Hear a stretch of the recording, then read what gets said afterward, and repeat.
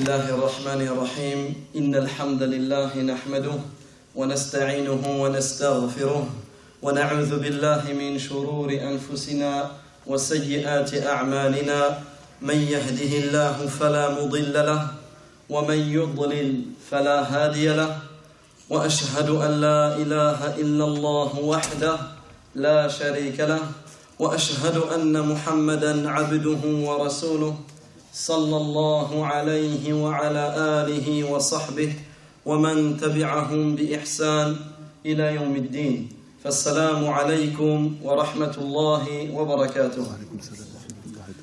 Donc je me présente, je suis le frère Yassine Abou Sirin, je suis le président de l'association Al-Fard. L'association Al-Fard qui est une association qui s'occupe des lavages mortuaires, de tout ce qui est en rapport avec les soins rituels, les lavages des défunts musulmans. قبل أن أتكلم أريد أن أنبه عن شيء مهم جدا ألا وهو هذه الجلسة هي تعلم لكيفية تغسيل الميت. وكما تعلمون غسل الميت من أمور الفقهية، والأمور الفقهية كثير من المسائل في الاجتهادات والمسائل وفي الاختلافات، لكن نحن لا ندخل في هذه المسائل كلها، فقط نريد والمقصود بهذا المقصود هو نتعلم طريقة واحدة، لكن في طرق الحمد لله في طرق، لكن نتعلم طريقة واحدة لكي نستطيع أن نغسل يعني موتى المسلمين. Donc j'ai rappelé un point qui est très important. C'est qu'ici on va faire une démonstration. On va faire une démonstration d'un lavage mortuaire. Mais comme vous le savez, le lavage mortuaire, c'est un sujet parmi les sujets importants de l'islam qui est un sujet de fiqh, de jurisprudence. Et la jurisprudence islamique, alhamdulillah, il y a plusieurs points, certains points de divergence, certains points où les savants ont fait des efforts d'interprétation, etc. Ça veut dire que le fait de laver un mort, il n'y a pas qu'une seule manière. Il y a différentes techniques, il y a différentes manières. Nous, le but ici, c'est pas d'énoncer, c'est-à-dire que c'est pas une formation. On va pas énoncer toutes les manières, etc. Sinon, on n'aura pas fini. Et c'est pas mon rôle. Mon rôle, simplement, c'est de vous enseigner une manière de comment laver un mort. Mais c'est possible que certains d'entre vous qui lavent des morts ou qui ont déjà lavé un mort ou qui ont étudié ce sujet se disent « Ah, ici, nous on a appris d'une telle manière. » Mais alhamdulillah, il y a différentes manières et le but, c'est que quand on réfléchit à toutes ces manières, le but, il est le même, c'est tandrif al-mayyit. C'est le fait de nettoyer, de purifier le défunt musulman. Ça veut dire que, alhamdulillah, même il y a plusieurs techniques. Nous, on va donner une seule technique à chaque fois, sinon j'aurais fini, limite ça se finit pas. Donc, ça c'est un point qui est important, pour pas qu'il y ait de remarques, ou pour pas qu'il y ait d'incompréhension, et que les gens nous coupent et nous disent, oui mais ici, l'imam elle dit ça, alhamdulillah, c'est du fiqh. Il n'y a pas de souci à faire d'une telle manière, dans certains, surtout beaucoup de choses qui rentrent dans l'ijtihad. Il y a des choses qui ont des dalils sarih, ici il n'y a pas de divergence, mais il y a beaucoup de choses qui sont des efforts d'interprétation, donc alhamdulillah, il n'y a pas de problème à utiliser telle manière ou telle manière. Avant de commencer, je vais rappeler l'importance de laver les morts musulmans. L'importance de laver les morts musulmans. Premièrement, c'est un fard kifa'i. C'est une obligation de laver les morts musulmans, mais c'est une obligation qui est suffisante. Yani dans le sens, si une partie de la communauté s'en charge, l'autre partie en est déchargée. Par contre, si personne ne s'en charge, tout le monde prend le péché. Et combien de fois on a été appelé à la dernière minute pour nous dire que dans telle ville ou dans telle ville, il n'y a personne pour laver tel mort. Des fois des centaines et des centaines et des centaines de kilomètres. Récemment, à Grenoble, on a été appelé. 800 kilomètres quasiment d'ici. Personne. Ils ont trouvé personne pour laver. Je ne dis pas qu'à Grenoble, les gens ne lavent pas leur mort. Non. Mais dans cette situation-là, on n'a trouvé personne. C'est pour ça que le but de ces démonstrations-là, wallahi, c'est que dans chaque mosquée, Dans chaque mosquée, alhamdoulilah, on est en France, en Belgique, on a des mosquées. Que dans chaque mosquée, il y a des gens formés. Ça, c'est le but. Que dans chaque mosquée, il y a le matériel nécessaire. Ça, c'est le but de notre association. On ne veut pas simplement être un cercle fermé, une partie qui font ça et qui le font tout seuls. Ça, c'est tout le contraire. Nous, on veut répandre cela et notamment visiter les mosquées et leur proposer nos services et leur proposer même nos affaires, leur proposer toutes les choses qu'ils ont besoin pour que chaque mosquée, elle a une équipe.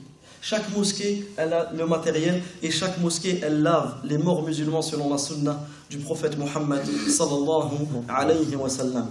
Donc l'importance de laver un mort, on ne va pas s'étendre là-dessus, je vais simplement citer un hadith. Où le prophète sallallahu alayhi wa sallam, il dit « Man ghassala mayyitan, fakatama alayhi » ou « Man ghassala musliman » fi riwaya « Man ghassala musliman, fakatama alayhi » غفر الله له 40 مرة الله أكبر وفي رواية 40 كبيرة لا إله إلا الله. Le prophète sallallahu alayhi wa sallam, il dit dans le hadith, celui qui lave un musulman, et ce hadith vous le trouvez dans Ahkam Janaiz de Sheikh Al-Albani rahimallah, dans Bulugh al-Maram, dans Umdat al-Ahkam, etc. Dans beaucoup de kutub vous le trouvez ce hadith là. Man ghassala musliman ou mayyitan, celui qui lave un mort, celui qui lave un musulman et qu'il cache ses défauts. Ça c'est important. Ça on va le souligner après, Inch'Allah. Fakatama alayhi. Les choses, quand on dit les défauts, c'est peut-être qu'il va voir des choses. Lorsque tu vas laver un mort, peut-être que tu vas voir des choses. Tu risques de voir certaines choses que le défunt n'aurait pas voulu que tu transmettes. Ça on va le détailler, Inch'Allah. Pourquoi pas après. Fakatama alayhi. غفر الله له 40 مرة. Allah tabaraka wa ta'ala lui pardonne 40 fois. Et dans une autre version du hadith, Allah tabaraka wa ta'ala lui pardonne 40 grands péchés. Donc regardez l'importance de laver nos défunts. Ensuite, man al-murassil, qui lave les morts? Qui sont les gens qui lavent les morts? Ou qui sont les gens qui passent en priorité pour laver les morts? Premièrement, c'est le wasi. La première personne qui est prioritaire pour laver un défunt, c'est le wasi. Et le wasi, c'est qui? C'est celui qui est stipulé dans le testament. C'est-à-dire que, dans ton testament, comme vous le savez, il incombe à chaque musulman que lorsqu'il y a une chose à transmettre, d'écrire un testament. Et ce testament, le laisser dans un endroit où si tu décèdes, on peut avoir accès. Ta famille peut avoir accès. Et au jour d'aujourd'hui, quand on voit ce qui se passe dans les familles, les choses qui sont contraires à la sunna du prophète sallallahu alayhi wa sallam, et certaines choses qui sont contraires même à la croyance du musulman,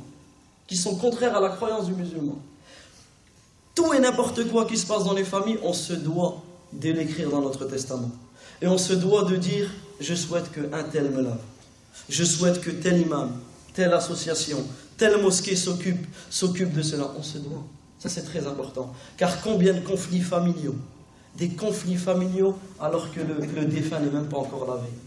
Le père, subhanallah al-azim, il est encore sur là, il vient de mourir devant nos yeux, les frères et sœurs, les enfants en train de se bagarrer pour des futilités. Ça, en tant que père, en tant que mère, en tant que frère, tu te dois de laisser un testament. Car, alhamdoulilah, le testament, il vient calmer tout le monde. Tu ramènes le testament, voilà la volonté de notre père, voilà la volonté de notre mère, voilà la volonté de notre frère, etc. Et encore plus, je souligne d'un trait rouge pour les frères qui se sont convertis. Jazakumullahu khayran. Pour les frères qui se sont convertis, il y a encore d'autres soucis. Nous, on a eu le cas d'un frère, voire plusieurs frères, qui se convertissent. Mais avant leur conversion, ils ont demandé d'être incinérés. Ensuite, ils se sont convertis à l'islam. Et ils n'en ont plus jamais parlé avec leurs parents. Le jour où ils décèdent, la chose que la mère ou que la femme, etc. demande, c'est de l'incinérer. Et elle veut simplement respecter la volonté de son fils.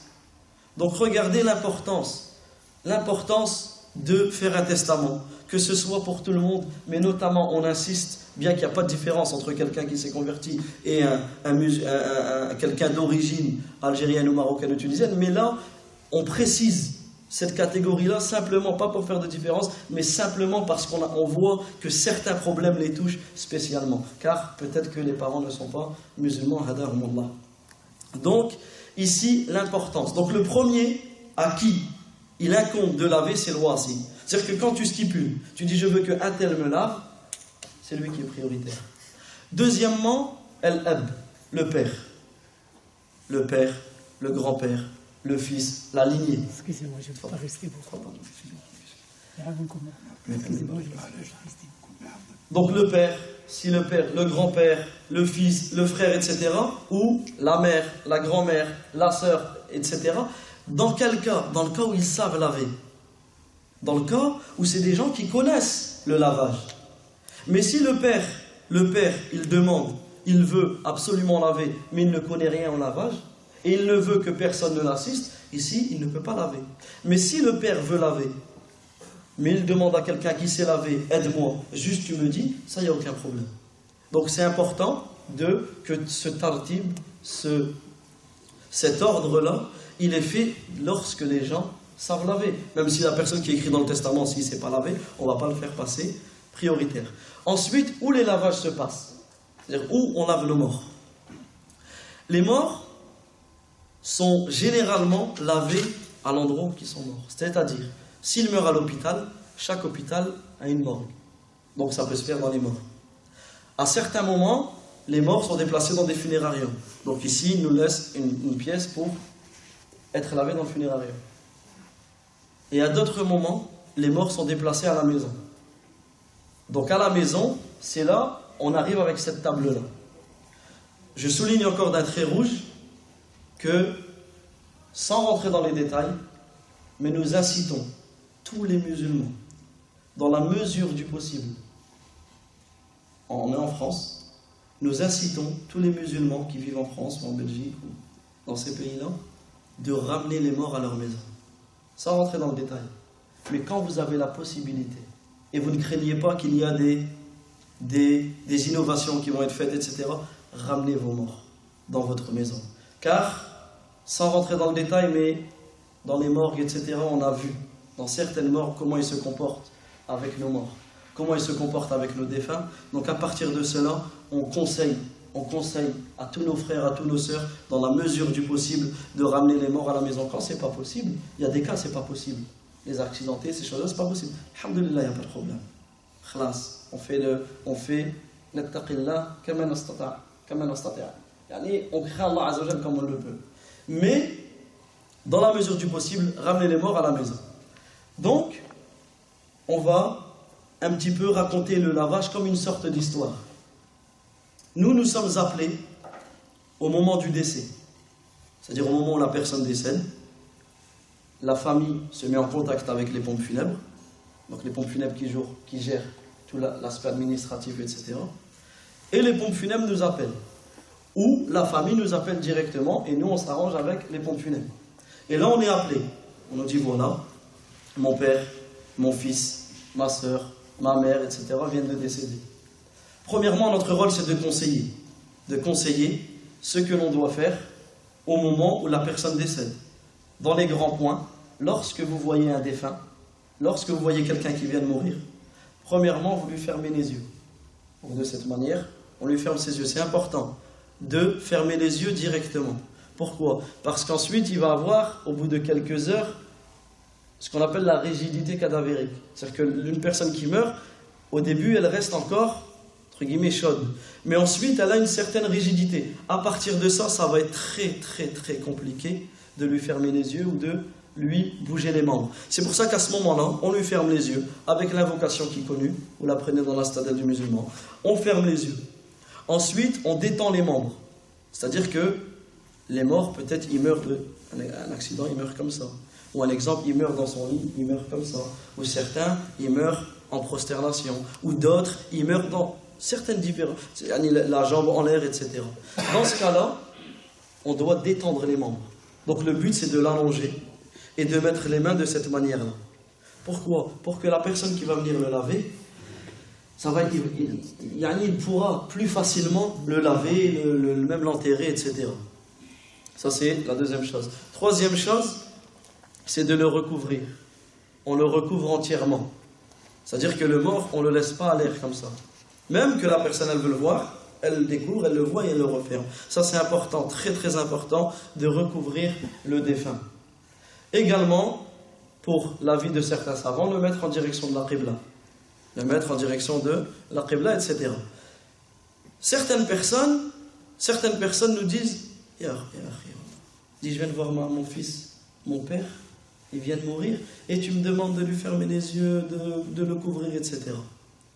Nous, qu'est-ce qu'on répond à ces gens-là? On leur dit, certes, c'est des moments difficiles. C'est des moments difficiles, mais premièrement, ittaqillah, crains Allah tabaraka wa ta'ala. Et sache, inna lillah wa inna ilayhi raji'un, que certes, toi, ton père, tes enfants appartiennent à Allah azza wa jalla. Et c'est vers lui que nous allons retourner. Wasbir, patiente, car c'est dans la patience que tu seras parmi les endurants. Et également, ihtasib, recherche la récompense d'Allah tabaraka wa ta'ala, car à ce moment-là, le défunt, il a besoin de toi. À ce moment-là, le défunt, il a besoin de toi. Peut-être l'invocation quand on ferme les yeux. Inch'Allah, à la fin, on dit. D'accord. Pour pas que je perde le... Non, اسمح لي. Donc, nous sommes appelés par la famille. Et par la famille, par la pompe funèbre, etc. On nous dit, voilà, à tel endroit, il y a eu un défunt. Donc, nous arrangeons d'un rendez-vous pour le lavage. Donc, un exemple, soit le matin, soit l'après-midi, soit le soir. Le lavage peut être fait à n'importe quelle heure. La meilleure chose, c'est de faire le lavage le plus vite possible. Et de ne pas attendre, comme la coutume le veut, ne pas attendre le dernier moment. Ici, il n'y a rien. Le mieux, c'est comme nous. Toi, tu sais que les gens vont venir te voir, etc. Tu n'as pas envie de voir peut-être, tu avais un visage tiré, peut-être que tu étais malade, tu avais de la sueur, tu as peut-être du sang, etc. On ne peut pas laisser les gens comme ça pendant les défunts, pendant 2 jours, 3 jours, 4 jours, 5 jours. Lavez-le directement, même s'il n'est pas enterré tout de suite, on le laisse parfumer dans son linceul, etc. Et on le laisse comme ça, il n'y a aucun souci. Mais au niveau de la loi, il n'y a pas de problème. Donc, le but, c'est de se précipiter. Le fait, c'est se précipiter dans les rites funéraires. Donc, nous arrivons et nous trouvons le défunt. Donc ici, j'ai besoin d'un mort-vivant. Donc le frère Nordin, il va nous aider.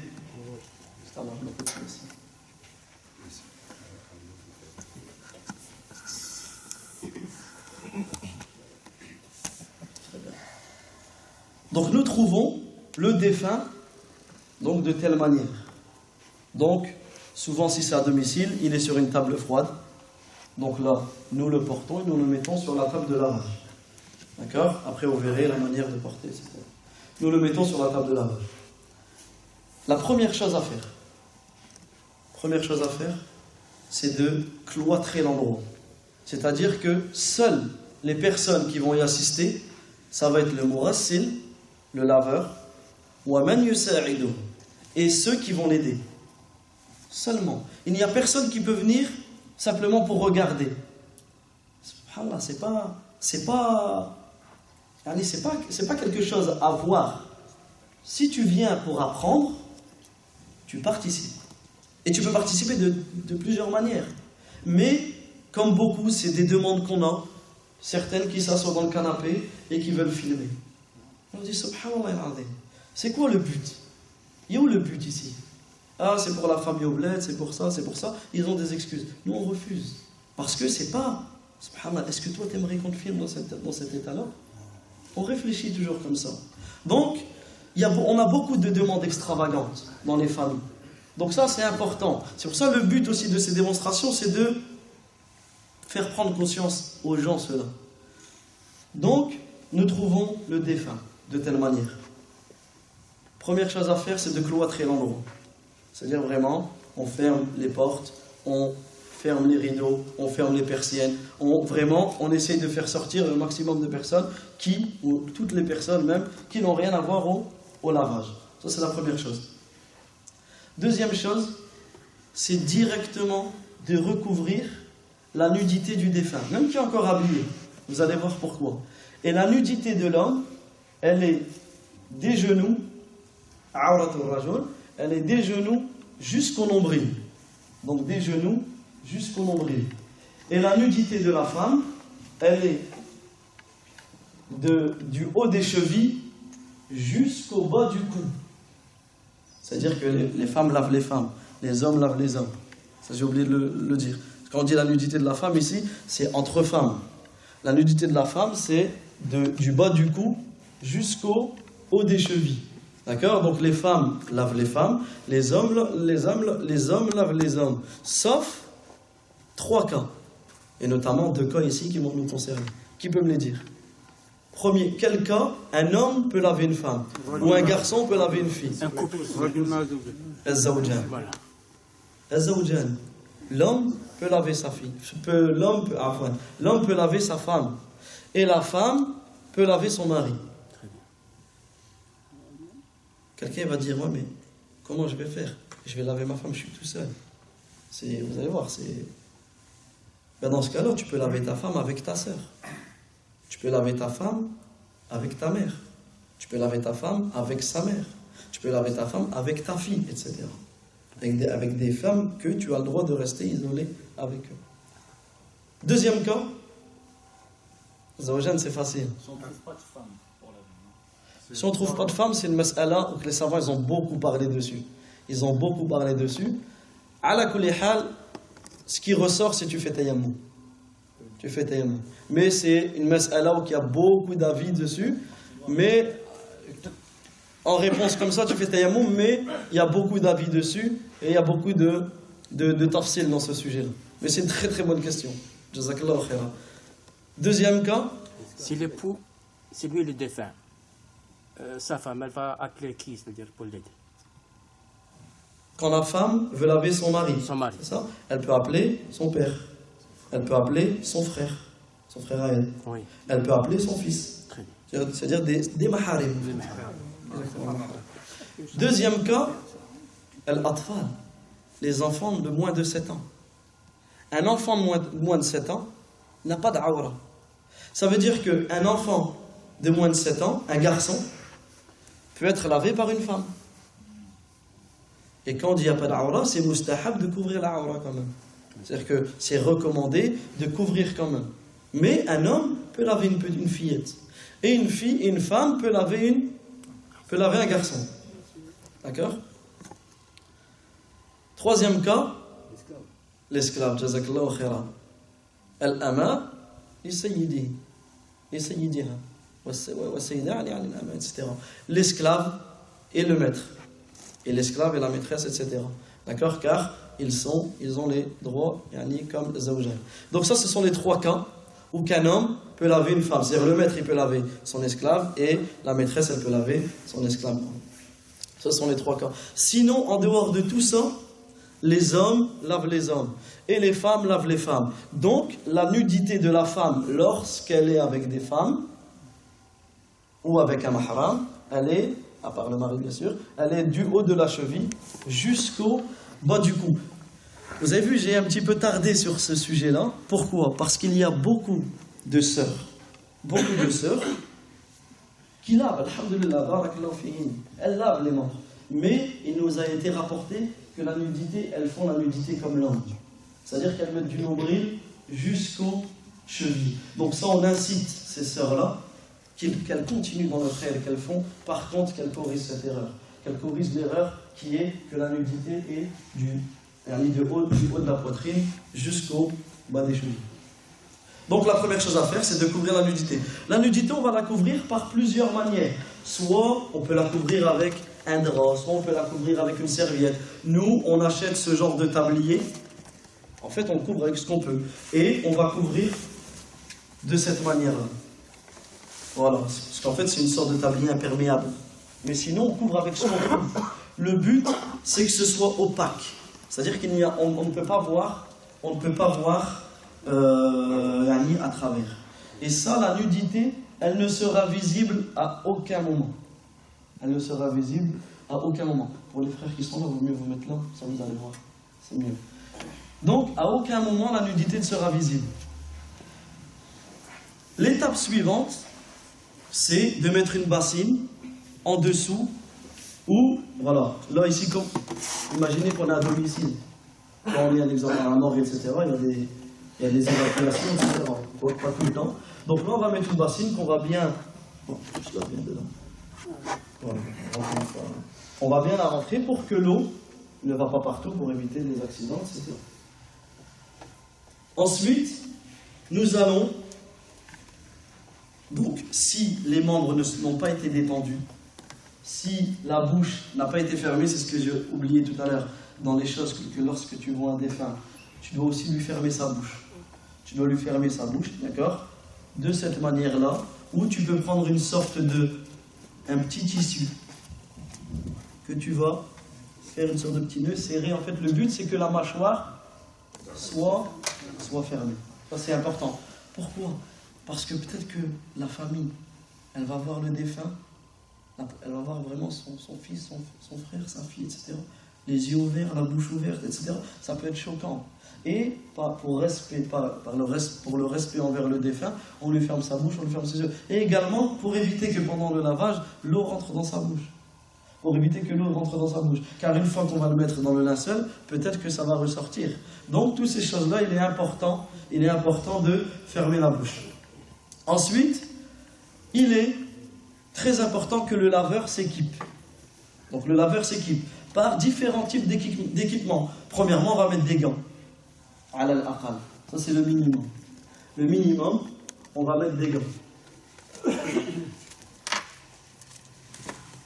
Également, question de pratique, souvent quand il y a beaucoup de sang, etc., on peut mettre ce type de manchette. En fait, ça nous aide. Regardez, ça nous aide, voilà, à travailler en toute sécurité, sans appréhension, sans peur, etc. Surtout qu'il y a beaucoup de sang. Il y a beaucoup de sang, le laveur se doit de se préserver.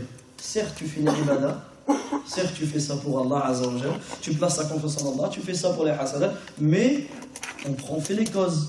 Des fois, il meurt des hépatites, des fois, il meurt il y a beaucoup de sang, on ne sait pas l'état de santé, nous, on n'est pas informé sur l'état de santé du défunt. Ça veut dire que le laveur, parce que beaucoup, des fois, se vexent. Quand ils vont nous voir mettre des équipements, ouais, tu penses qu'il est sale, tu penses que... Non, ça n'a rien à voir avec ça. Au contraire, nous, on se doit de faire les causes. Le musulman, il fait les causes. Il ne va pas tête baissée, il fait les causes. Donc, c'est important. Et même toi, tu vas travailler à l'aise. Donc, tu peux mettre des gants. Donner des gants. Tu peux mettre une combinaison, tu peux mettre un masque. Voilà, tout ce que tu peux mettre. Tu peux mettre un tablier. Si tu n'as pas de combinaison, tu mets une sorte de tablier comme ça, etc. Voilà, il y a plusieurs manières de s'équiper. Je vais laisser les gars, Abdelrahim, c'est lui qui va. On va le faire travailler. Un petit point, s'il vous plaît. La position du défunt. Est-ce que le sang sur la direction n'est pas recommandé? Il n'y a pas de... Simplement, au moment de la mort, certains savants, ils préfèrent le mettre en direction de la qibla. D'accord, même que ça n'a pas été rapporté du prophète sallallahu, mais ça a été rapporté de beaucoup de compagnons, comme Hudayfa ibn Yaman, etc. Maintenant, nous, quand on lave, c'est selon la capacité. On ne va pas forcément laver en direction de la qibla. Parce qu'à certains moments, ce n'est pas possible. Des fois, les tables sont fixées, etc. D'accord, donc il ne faut pas faire une fixation sur la qibla, alhamdulillah. Il n'y a pas de... Ici, par rapport au lavage, il n'y a pas d'indication particulière. Je vais essayer de... Sinon, on n'a pas fini. Je vais essayer d'avancer un petit peu, Inch'Allah. L'étape suivante, c'est de déshabiller le défunt complètement.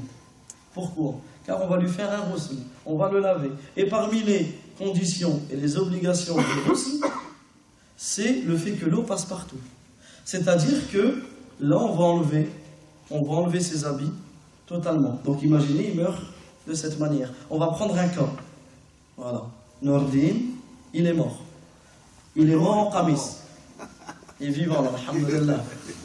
Il est vivant. Ça n'a pas tué encore. Donc, il meurt dans cette... Voilà, il meurt en qamis. Comment on va faire? On ne va pas le brusquer. Non, on insiste sur le rifq, sur la douceur. Voilà, on va découper. Il Il n'y a aucun mal à découper. Donc pour découper, on va découper de cette manière-là ici. Donc le but, c'est de faire une incision ici et de découper toute la partie haute, toute la partie que l'on peut voir ici. Donc on va découper, on n'hésite pas. D'accord? On va découper, et ensuite pour atteindre ici, comme on ne va pas découper, on n'hésite pas à craquer. On fait la même chose de l'autre côté.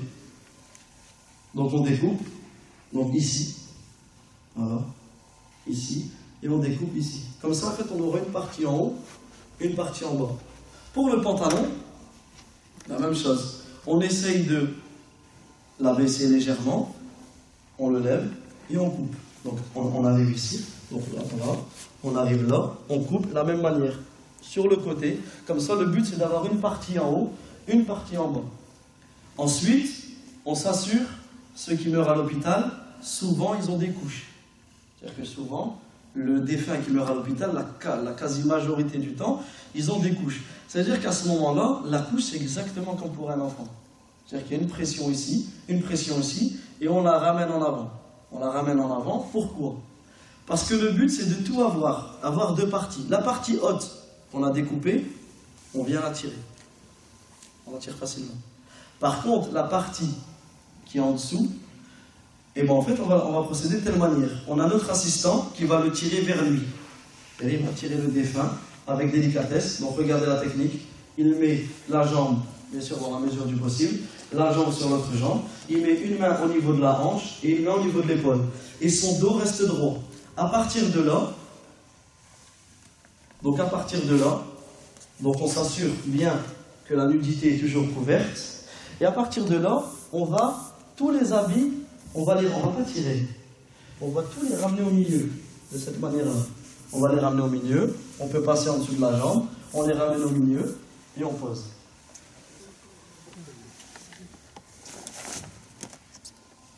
Pour les retirer, on refait exactement la même opération, mais de l'autre côté. Ça veut dire qu'il le prend vers lui, et ici on a accès à tous les habits et on retire tout avec facilité. Le fond? Oui. Pour les draps, etc., qui sont en dessous, c'est exactement la même opération. On retire tout d'un coup. Donc le but, c'est de tout retirer. Une fois qu'on a tout retiré, on n'hésite pas à demander. Si la famille est avec nous, ou si on peut voir les médecins, etc., on demande, est-ce qu'il y avait des pansements? Est-ce qu'il y avait des pansements? Est-ce qu'il y avait des tuyaux? Est-ce qu'il y avait des cathéters qui sont restés? Toutes ces choses-là, on n'hésite pas à demander pour pouvoir tout enlever. Ensuite, une fois qu'il est complètement nu, ici, la plupart des cas ici qui meurent dans les hôpitaux, etc., ils restent sur les tables froides ou dans les frigos. Donc ils sont très très froids. Certains, ils sont même glacés. Dans ce cas-là, on n'hésite pas à prendre une sorte de petit verre avec de l'eau tiède, de l'eau chaude. Bien sûr, ici, l'eau, elle ne va pas être froide, elle ne va pas être chaude. Ça m'a dit, c'est comme pour toi. Quand tu te laves, s'il fait chaud, tu vas te laver avec de l'eau fraîche. S'il fait froid, tu vas te laver avec de l'eau chaude. S'il fait normal, tu te laves avec de l'eau tiède. Et bien ici, tu fais la même chose. Si tu n'as pas d'eau chaude, tu laves avec de l'eau froide, etc. D'accord? Le but, c'est qu'elle ne soit pas glacée. C'est comme pour nous. Elle ne va pas être glacée ou elle ne va pas être brûlante. Donc là, on n'hésite pas à détendre les membres. Un exemple, si les yeux n'ont pas été fermés, si la bouche n'a pas été fermée, si les bras, etc. n'ont pas été, ou souvent, la plupart des cas, les mains les doigts, ils sont vraiment crispés.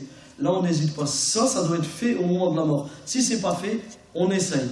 On essaye avec de l'eau chaude. Donc, un exemple. Imaginez le bras. Voilà, imaginez le bras, il est de cette manière-là. Et là, ici, on va essayer, avec de l'eau chaude, de masser doucement, voilà, et d'essayer de le détendre. On détend au maximum. D'accord, on n'hésite pas à masser. On détend au maximum afin de le mettre de cette position. Également pour les doigts, d'accord, s'ils sont crispés, on n'hésite pas avec de l'eau chaude, avec un gant de toilette, de masser et d'essayer de le tirer au maximum. D'accord, ce qu'on peut, parce qu'à ce moment-là, surtout quand ça fait 3 jours, 4 jours, 5 jours, c'est très difficile. Une fois que on l'a déshabillé entièrement, on va commencer la première étape. La première étape qui est l'istinja.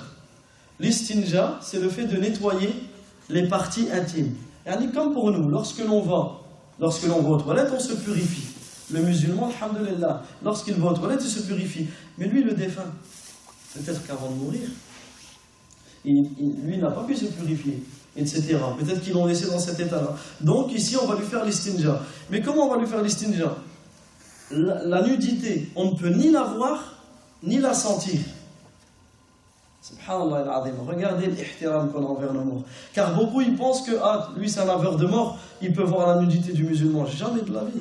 C'est pas parce que tu laves les morts que tu vois une rukhsa. Ici, la rukhsa n'existe pas. La permission n'existe pas ici.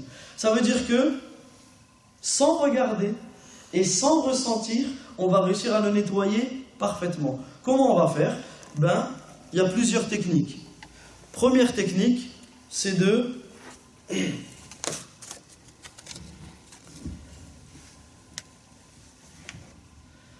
Première technique, c'est de mettre sa main gauche, de telle manière. Pourquoi? Parce que ce qui est connu, c'est que ce qu'on ressent, c'est le banane ici, c'est les phalanges. C'est les phalanges. Oui. C'est ça. C'est ce qui est connu, c'est ça qui ressent, lequel on a le ressenti. Donc on va mettre notre main de cette manière. On peut mettre une sorte de gant de toilette, de telle manière. Et en plus de cela, on se fait comme une sorte de gant. Une sorte de gant de bob. Pourquoi? Pour qu'en fait, notre poing soit simplement comme un guide, comme un conducteur. Le reste, on va le nettoyer avec cette partie. C'est-à-dire que ni je la vois, ni je la ressens. Bien sûr, il y a plusieurs manières, il y a plusieurs techniques. On peut utiliser des sortes des grosses éponges, toutes ces choses-là, il n'y a aucun souci. Donc là, on se fait une sorte de gant, d'accord? Et là, donc c'est pour ça qu'on a besoin d'assistants. On va asseoir le défunt. Bien sûr, toujours dans la mesure du possible. Dans la mesure du possible. Donc, on va prendre...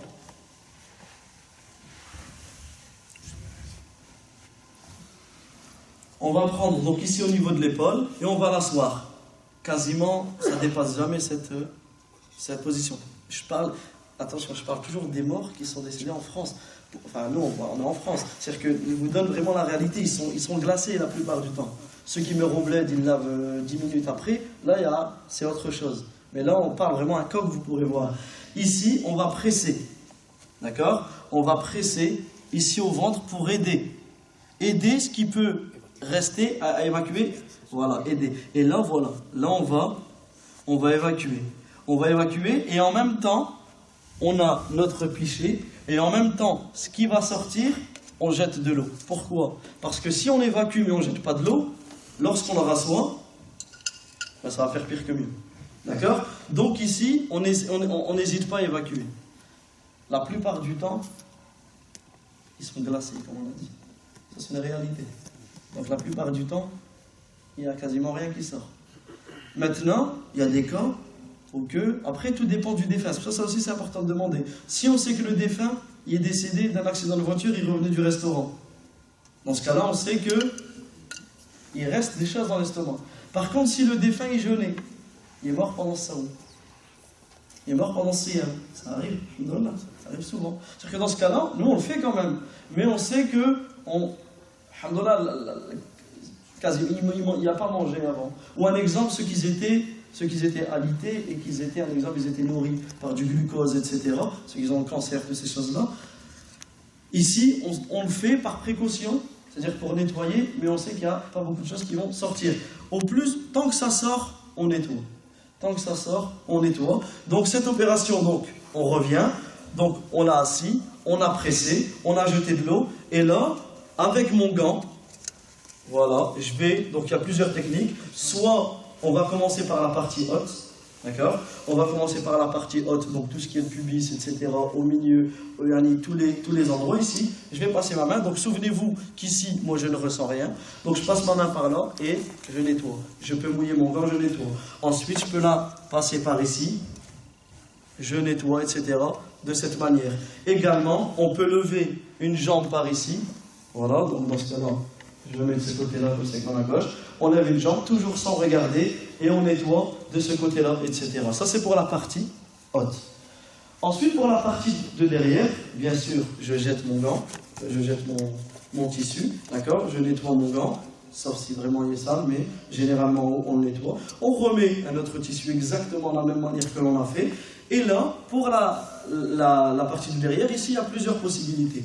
Première possibilité, c'est de le tirer, comme tout à l'heure. Donc exactement comme pour enlever les habits, une main à la hanche, une main à l'épaule, et ici j'aurai accès. Donc regardez, la nudité est toujours couverte, et ici j'aurai accès à nettoyer la partie, donc le haut, etc., et le derrière. On refait exactement la même opération de l'autre côté.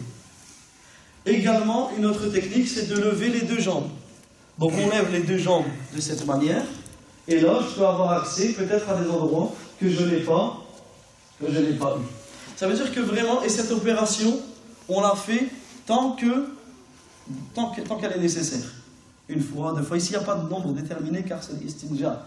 C'est pas l'istijmar. L'istijmar, un exemple, quand on nettoie avec du papier, etc., ça c'est minimum 3 papiers. Ici, avec l'eau, tant que nécessaire, si au bout d'une fois, alhamdoulilah, on sait qu'il n'y avait pas mangé, etc., on le fait par précaution.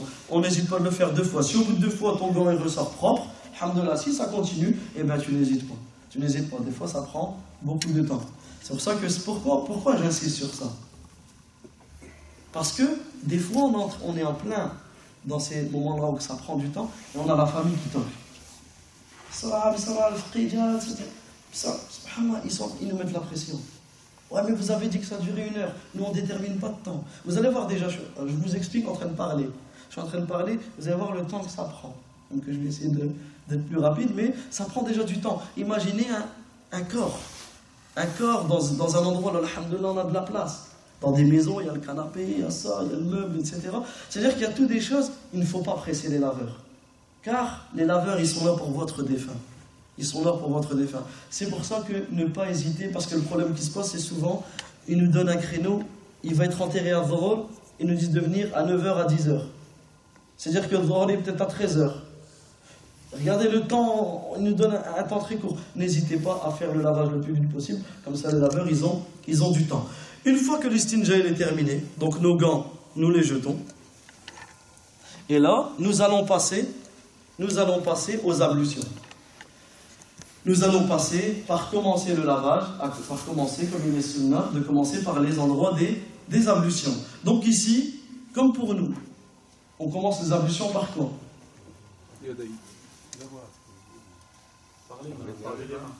Avant les mains. Bismillah. Avant Bismillah, la niya. Les ablutions commencent par la niya. La niya, elle est dans le cœur. C'est pas une niya qui est vocale ou qui est orale. C'est-à-dire que tu sais que tu vas faire tes ablutions. La niya fait le qalb. C'est-à-dire que le laveur, il a la niya. Deuxièmement, il dit Bismillah. Troisièmement, on commence par les mains. Donc ici, on va commencer par la main droite. Donc, on remplit de l'eau, on verse, voilà, on verse. Donc, regardez un exemple, ici, il y a une bague. La bague, si dans les ablutions, il n'est pas obligé de l'enlever. Nous, ici, on va l'enlever. Pourquoi? Car les savants nous disent, notamment chez Ibn Baz, il parle de ça, rahmatullahi alayhi, il nous dit, tout ce qui est les bijoux, surtout beaucoup, c'est touché par les femmes. Les femmes qui ont des bijoux, etc. Dans ce cas-là, on les tire, on les met dans un sac, et on les rend à la famille. Car peut-être que ça va les aider à payer les dettes qu'il avait, ou le lavage, etc. Donc ça, on n'hésite pas à l'enlever, à la mettre dans un coin, on ne la jette pas. On la met dans un coin. C'est comme les habits. Comme tout à l'heure, on a enlevé les habits, on fouille dans les poches. Pourquoi? Pas pour lui prendre ce qu'il y a dedans. Mais si on trouve de l'argent, on remet à la famille. Si on trouve des papiers, on remet à la famille. Si on trouve des fois des choses qui vont peut-être aider, quand c'est des assassinats, quand c'est des crimes, toutes ces choses-là, peut-être même des fois ça a peut-être été fait par la police, ils n'ont pas vu certaines choses. Nous, on essaye d'aider la famille, ben voilà, on a trouvé telle manière ou tel coup, etc., sur tel habit, etc., on remet à la famille. Sinon, les habits, ils vont à la poubelle. Pourquoi? Parce que beaucoup de familles, ils ont une aqida dans les habits. Ils pensent que les habits, il y a une baraka, ou ils pensent que les habits... Non, Ça c'est, nous, alhamdoulilah, on est des musulmans, on a un ta'alluq avec Allah Azza wa Jalla. Nous, on sait que les habits, les bijoux, les photos, toutes ces choses-là, c'est pas des choses qui vont te rapprocher de ton défunt. Mais ce qui va te rapprocher de ton défunt, c'est les du'as. Donc, tous les bijoux, les choses qui ont de la valeur, on les remet à la famille. Les habits, les serviettes, etc., on les jette. Donc, on commence par les ablutions, donc on commence par les mains. Voilà. Donc, on lave la main droite. Donc, ici, bien jusqu'au poignet et bien entre les doigts. Donc, on passe partout. Également, la main gauche. Donc, ici, on ne va pas tourner pour faire la main gauche. Celui qui est là, il a accès aussi à la main gauche. Comme ça, on évite de perdre du temps et peut-être de glisser, etc. Donc là, la même chose. Bien, on lave bien, donc jusqu'au poignet, la paume des mains, bien entre les doigts, etc. Ensuite, la bouche et le nez. On connaît la sunna. On connaît la sunna qui est pour toi de passer un maximum d'eau dans ta bouche et un maximum d'eau dans ton nez. Mais ici, nous, on peut recracher, mais lui ne peut pas recracher. C'est-à-dire que lui, si on lui met de l'eau directement dans sa bouche, l'eau, elle risque de s'évacuer, etc. plus tard. Et là, ça risque de causer un problème. Donc dans ce cas-là, on n'hésite pas à prendre, je vais montrer le coton, comment il est seul, à prendre des sortes de coton. Bien sûr, il y a plusieurs choses à prendre. Tu peux faire avec le doigt, tu peux faire avec le... Nous, on prend ce type de coton.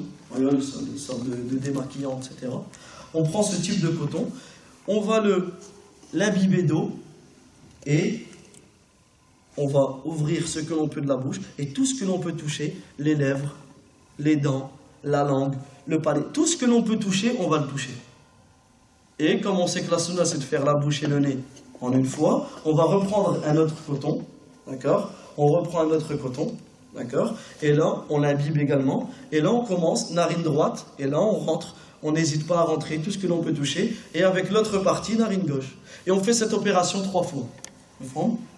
On fait cette opération 3 fois. Ensuite, on a le visage. Donc le visage, on commence par en haut. Et on passe par tout le visage. Et là, même pour nous, ne pas oublier le bayad. Ici, ce qui est juste à côté de l'aube des oreilles. Ça, beaucoup de gens l'oublient. Ça, c'est important. Ça fait partie du visage. Donc, celui qui oublie ça, c'est très dangereux pour ses ablutions et pour sa prière. Donc, on n'oublie pas de bien passer. C'est important d'être précis. Le laveur se doit d'être précis. Ça veut dire que le laveur, il peut être rapide, mais il doit être efficace. Parce qu'à force de le faire depuis des années, tu connais les techniques. Le problème, c'est quoi? C'est que la rapidité, il n'y a pas de problème, simplement c'est l'efficacité. L'efficacité, c'est très important. Donc on n'hésite pas, on commence par en haut et on passe bien partout. 1 fois, voilà, 2 fois, on reprend de l'eau et 3 fois. Si quelqu'un préfère verser de l'eau, dans ce cas-là, il va boucher le nez et la bouche, il va verser l'eau et il va nettoyer. Sinon, il prend directement l'eau et il nettoie le visage. Ensuite, on a les bras. Donc les bras ici, ne pas oublier les mains. Car les mains ici font partie des bras. Les bras ne commencent pas ici. Les bras commencent là. Donc ici, on commence par la main, exactement, voilà, entre les doigts, la paume, le poignet, et là on monte. Donc on n'hésite pas. Notre assistant qui nous verse de l'eau, d'accord? Il nous verse de l'eau comme une sorte de robinet, voilà. Et ici, et on nettoie. Voilà, on nettoie, on fait bien le delk, bien, on nettoie bien jusqu'au coude. Voilà, et on le pose toujours avec délicatesse. On fait exactement la même opération pour le bras gauche. Ensuite, les cheveux, on va simplement mouiller de l'eau. Donc mouiller nos mains, comme c'est un masih. On mouille nos mains, comme pour nous en fait. On mouille nos mains de cette manière-là. Là, on lève la tête légèrement. Et on revient. Les bras 3 fois, là. Voilà, les bras 3 fois. Les bras 3 fois. C'est comme pour nous, tu peux le faire 1 fois, 2 fois, 3 fois. Mustahab, tu fais 3 fois. Sauf si tu n'as pas beaucoup d'eau, etc. Dans ce cas-là, tu peux faire 1 fois. Ou même si tu veux faire une sunna, tu peux faire 1 fois. Mais ici, nous, comme le but c'est de nettoyer, on va faire 3 fois. Donc, on fait notre aller-retour. Attention, pour nous, comme ici, on a notre frère Nordin ici, il y a du gel. Le gel, on se doit de l'enlever avant de passer. Car si on laisse le gel, eh ben l'eau ne va pas passer dans les cheveux. Ça va faire une sorte. Et ici, le mestre, il ne sera pas accepté.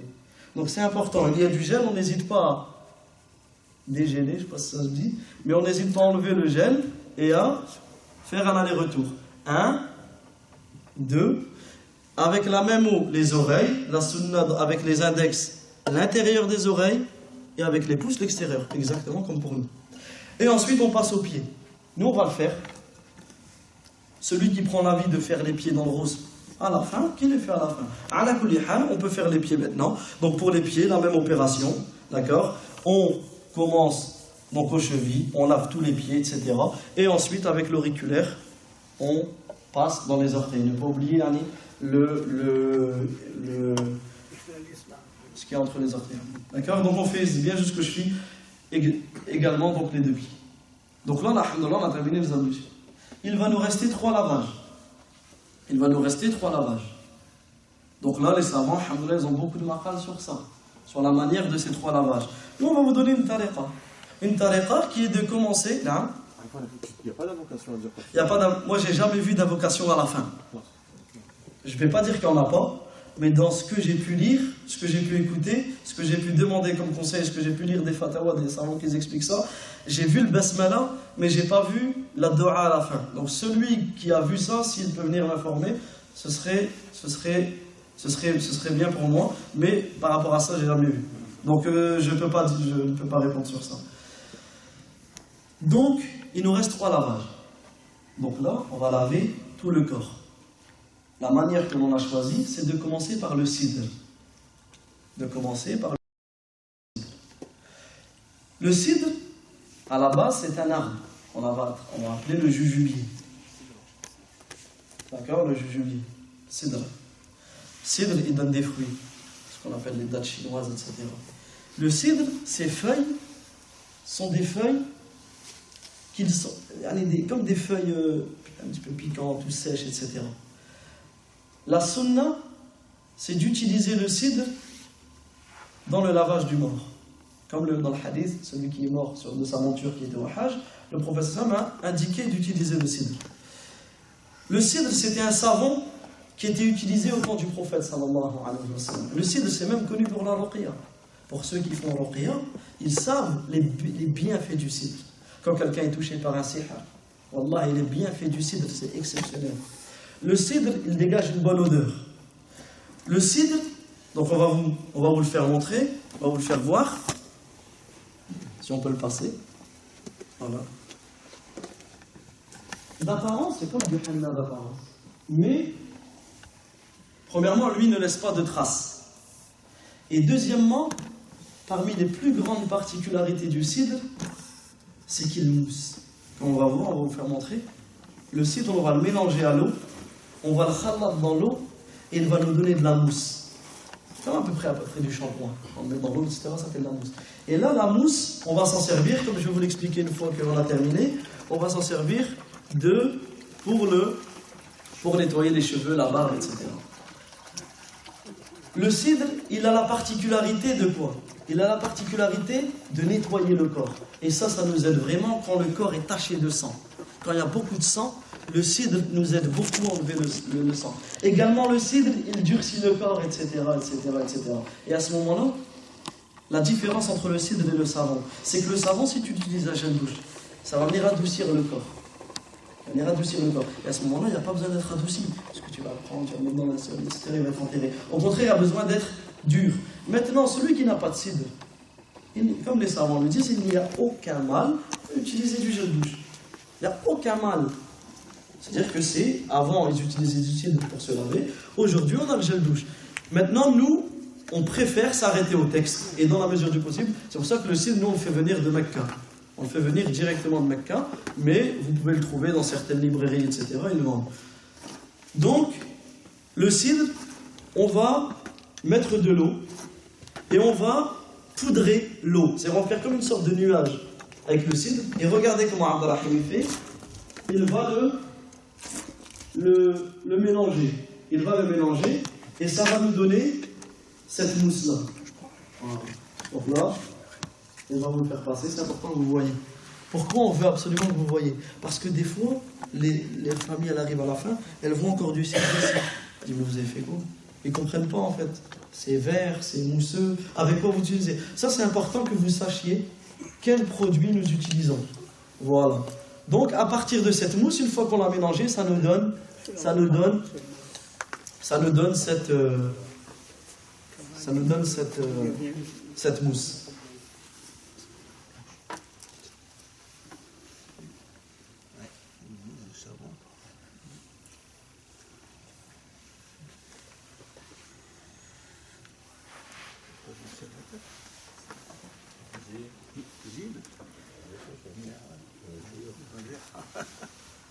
Donc cette mousse, nous allons commencer par nettoyer la tête.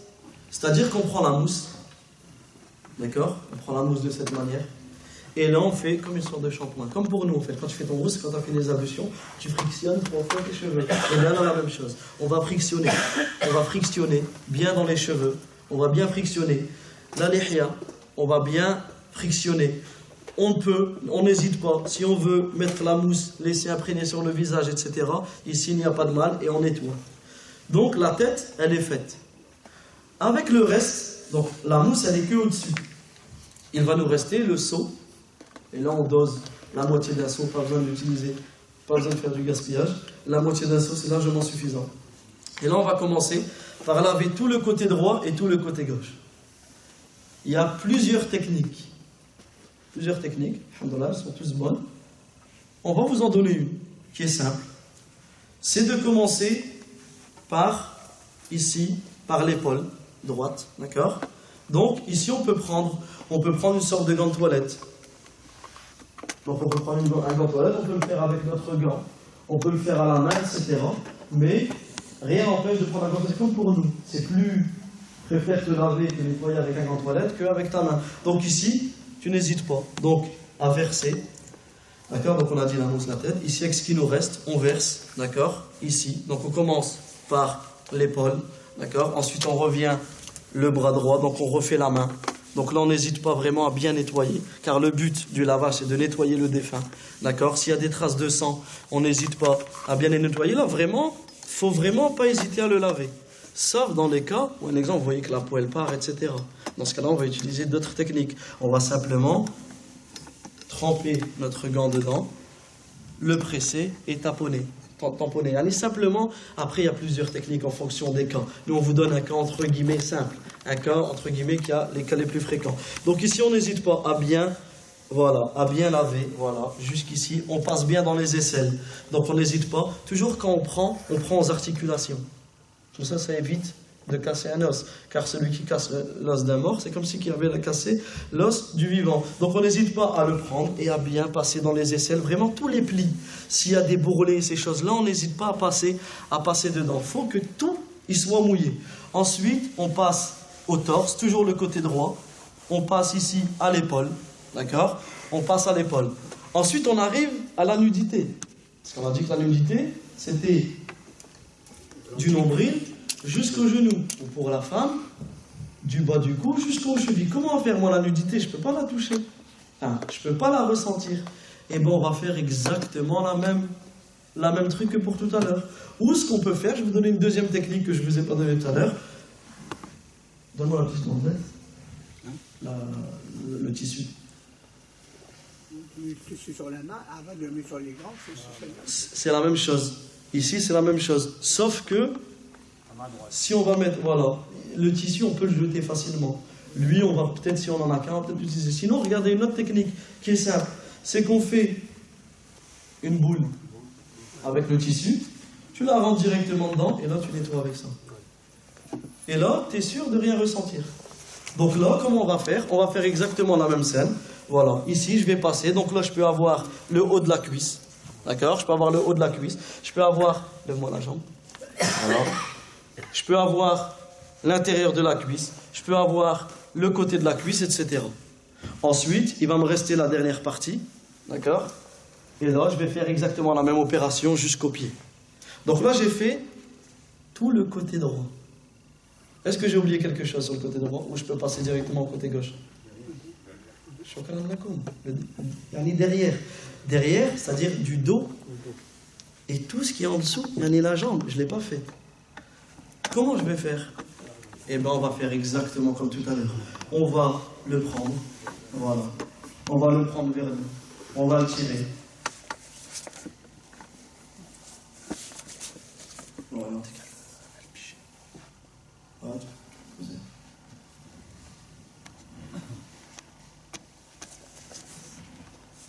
Voilà. Et ici, on va commencer. Donc bien par le dos, regardez la nudité, elle est toujours couverte. D'accord? On va commencer par le dos. Ici, j'hésite pas à prendre les doigts de mon assistant pour passer. Et on va faire ça exactement. Et on va passer. Et on va passer.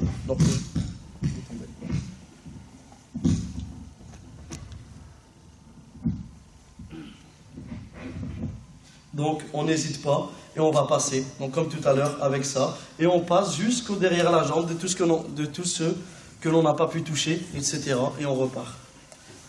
Pour le côté gauche, on fait exactement la même opération. On fait exactement la même opération, tout le côté gauche haut et la partie derrière. Il y a plusieurs manières de faire, on ne va pas tous les détailler, mais sachez que tous elles sont bonnes. Là on a terminé notre premier lavage. Il nous reste un deuxième lavage. Le deuxième lavage, c'est exactement la même chose, sauf qu'il se fait à l'eau claire. Ça veut dire que l'eau claire, elle va venir enlever, parce que le cidre, ça va laisser tous des petits points verts. Et bien l'eau claire, c'est comme une sorte de rinçage. Tu vas venir tout nettoyer. Et tu refais exactement la même chose. Côté droit, haut, côté droit, derrière, côté gauche, haut, côté gauche, derrière, et tu n'oublies pas de rincer les cheveux. Pour celui, l'imam Malik, qui fait 2 fois le cidre, il n'y a pas de problème. Celui qui fait le cidre, comme l'imam Malik il nous dit, cidre, s'il fait 2 fois le cidre, alhamdoulilah, il n'y a pas de problème, etc. Donc là, on fait ce deuxième lavage. Il va nous rester un dernier lavage, le troisième lavage. Et le troisième lavage, tu peux nous passer dans la boîte. Le troisième lavage, ou le dernier lavage, car les lavages en fonction du corps, ils peuvent aller jusqu'à 7. Selon l'avis de certains savants, ils peuvent aller même jusqu'au-dessus de 7. Ala kulli hal, c'est possible qu'au bout du deuxième lavage, tu vois que le corps, il n'est pas encore propre. Souvent des accidents. Des accidents où il était sous les décombres, ou les assassinats, toutes ces choses-là. Des fois, il y a vraiment des traces que tu n'as pas su enlever. Et bien là, tu n'hésites pas à faire 5 lavages. Le but, c'est que ce soit 8 ran. C'est que ce soit un nombre impair. 1 à l'aqal. L'obligatoire, c'est d'en faire 1. 3, 5 ou 7, voire plus, selon l'avis de certains savants. Ici, donc, dans le dernier lavage, donc, je ne dis pas dans le troisième, parce que c'est dans le 5e ou dans le 7e, dans le dernier lavage, on va utiliser le kafour. Le kafour, c'est le camphre, qui lui également est une plante. C'est une plante. Et le kafour, subhanallah al-azim, il a énormément de bienfaits. Et le kafour, aujourd'hui, son badil, c'est quoi? Son remplaçant, c'est le parfum. C'est-à-dire que premièrement, le kafour, c'est un parfum. Et là, on va vous le faire passer, vous allez voir l'odeur qu'il dégage. Le kafour, au bled, tous les anciens le connaissent. Parce qu'au bled, il est utilisé, dans le bled, en Égypte, dans tous ces pays-là, il est utilisé on le met dans les placards, etc., pour éviter les insectes, les hawan, etc. On le met dans les habits, etc. Parce que le kafour, parmi sa plus grande particularité, c'est que lorsque l'on va enterrer le défunt, et bien le kafour vient repousser les bêtes. Tous les bêtes, tous les vers de terre, tous les vermines, tous les fourmis, toutes ces choses-là. Regardez le respect qu'on a envers le défunt musulman. Regardez comment l'islam, et là je fais une légère parenthèse, mais subhanallah, regardez comment l'islam elle s'occupe du musulman. Le musulman, il commence par tomber malade. L'islam nous appelle à rendre visite aux malades, à lui faire l'invocation, à multiplier la visite. Ensuite, il agonise. L'islam nous appelle à lui faire le talqin. À rester auprès de lui. On ne le laisse pas dans un coin. On ne laisse pas dans un soin palliatif, on ferme la porte et on attend. Non, nous c'est tout le contraire. On est autour de notre frère, de notre sœur, en train de lui dire la ilaha illallah. Et dès qu'il dit la ilaha illallah, on ne lui dit plus rien. Le défunt, il meurt. On lui ferme les yeux, etc. Le défunt, peu de temps après, on le lave. Après le lavage, on le parfume. Après le parfum, on le met dans le linceul. Après le mettre dans le linceul, les musulmans se mettent derrière lui en rang et prient sur lui. Après, on l'enterre, tous ensemble. Après l'enterrement, on reste et on fait dua. Dua chacun pour nous, chacun de notre côté, on fait dua pour lui. Et ensuite, on va lui rendre visite, même des années après, et on n'oublie pas dans le dua. Allahu Akbar. Et tous les siècles, les nouveaux musulmans, dans quelques années, on sera tous morts. Et bien, il y aura des musulmans qui diront quoi comme dua? Allahumma aghfir lil muslimin wal muslimat, wal mu'minin wal mu'minat, al ahya minhum wal amwat. Subhanallah al-azim. Les musulmans, Allah tabaraka wa ta'ala, regardez notre charia. Regardez notre charia, comment elle s'occupe du défunt musulman, il ne sera jamais oublié. Ça, si ça nous fait pas réfléchir, c'est que on a besoin de taharruk, on a besoin de se faire bouger. Et ça, c'est une parole d'Ibn al-Qayyim.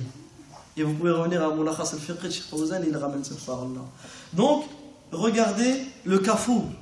Le kafour, parmi les bienfaits du kafour, c'est quoi aussi? C'est qu'il vient lui aussi durcir le corps, il vient rafraîchir le corps et il vient retarder la décomposition du corps. Subhanallah al-azim. Et le premier bénéfice du kafour, c'est que le kafour, c'est un parfum.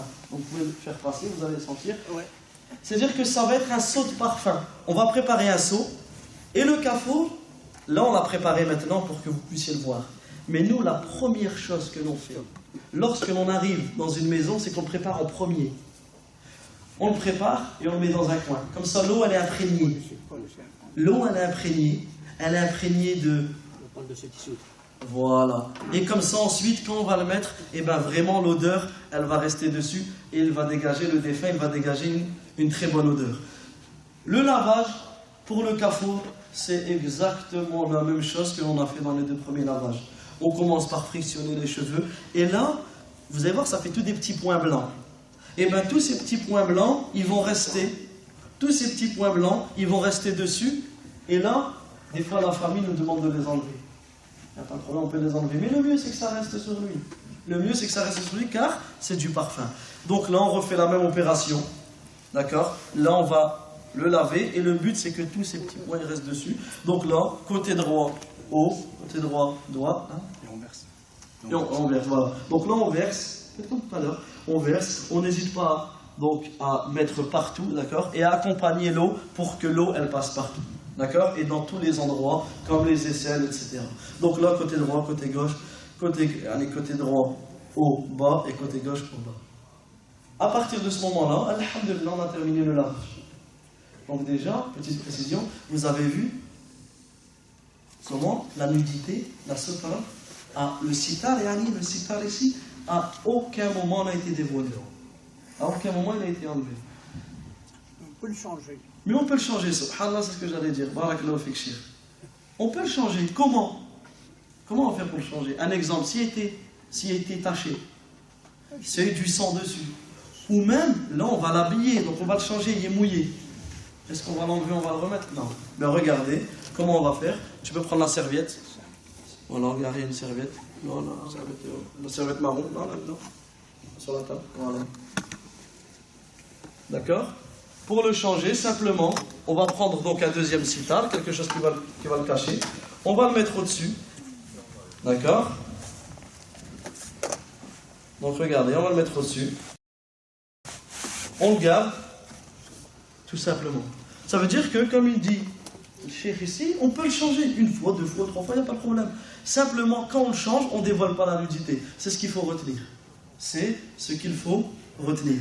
Donc, là ici, bien sûr, mon sac il sert à laver les hommes, car on a la partie femme, ils ont un sac spécial. C'est pour ça que le sitar il couvre la aura de l'homme. Mais pour les sœurs, elles auront une plus grosse serviette qui va monter jusqu'ici. D'accord? Petite précision aussi pour les sœurs, c'est que lorsque le lavage est terminé, elles vont faire 3 nattes. D'accord? Elles vont faire 3 nattes. Donc elles nattent les cheveux d'un côté, elles nattent de l'autre côté, elles font les 3 nattes. Exactement faire les nattes, j'ai jamais lavé une femme. Donc je ne sais pas exactement la manière, etc. Simplement, les sœurs, elles peuvent se renseigner. Aux sœurs, ou si elles ont des questions, je l'enverrai vers la responsable de l'association. Et elles font 3 nattes qu'elles mettent de chaque côté et au milieu. Elles font 3 nattes à la fin du lavage. Et chez Al-Uthaymin, notamment certains savants, ils disent, si l'homme, il meurt avec des cheveux longs, dans ce cas-là, tu peux lui faire les nattes aussi, car ce n'est pas spécifique aux femmes. Ce n'est pas spécifique aux femmes. Ici, tu peux lui faire les nattes. Ala kulli hal, c'est un petit min bab al-fa'ida. Donc ici, on a terminé le lavage. On va le laisser comme ça? On va l'enterrer comme ça? Non. Car lorsque le défunt il meurt, il y a 4 piliers à faire. Ils appellent ça des piliers ou 4 choses à faire. Premièrement, le laver. Alhamdulillah, on l'a lavé. Deuxièmement, le mettre dans le kafan, dans le linceul. Le linceul, c'est un tissu blanc. C'est un tissu blanc qui est composé de 3 étoffes. Pour l'homme, pour la femme, 3 étoffes aussi, ou 5. Khilaf bayna al-ulama. Ala kulli hal, les dalils salih qui sont venus, c'est 3. L'homme et la femme. Celui qui veut rajouter 5, c'est un qiyas qu'il rajoute 5. Il n'y a pas de problème. Le linceul, sa particularité, il doit être blanc. Car le prophète sallallahu alayhi wa sallam, il a incité les musulmans de s'habiller de blanc. Et il a incité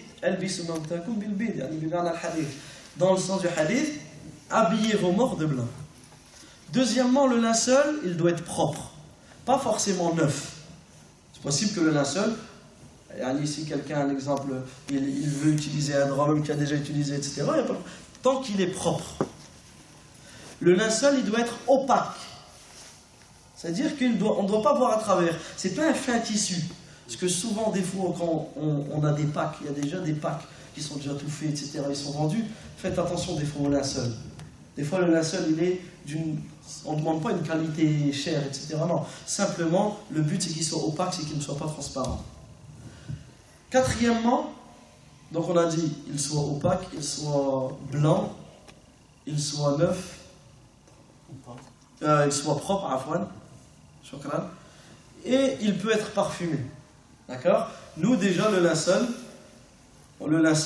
ici, par respect envers le défunt, et ben on n'hésite pas à parfumer le linceul, et vous verrez après, nous, déjà, en fait, on les prépare déjà à l'avance. Donc, on a mis 3 étoffes. Donc là, on va le déplier pour vous faire montrer. Voilà.